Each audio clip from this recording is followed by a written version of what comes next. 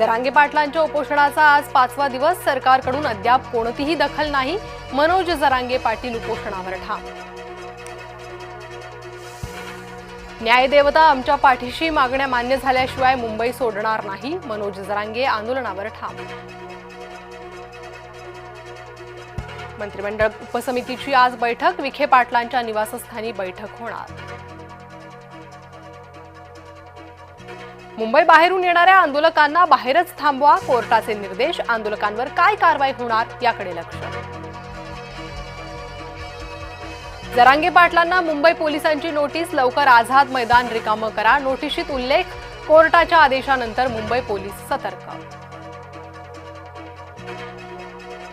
मराठा आंदोलक आणि बेस्टमधील प्रवाशांमध्ये मारहाण, जुहू बसस्थानकामधील धक्कादायक प्रकार.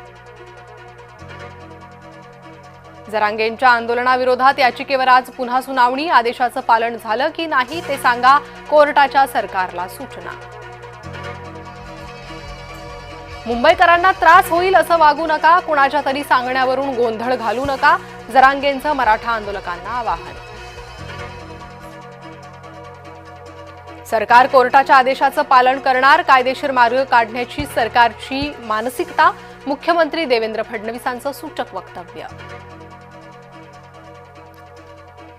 गौरींसह आज 7 दिवसांच्या गणपतीचं विसर्जन, भाविकांमध्ये उत्साहाचं वातावरण.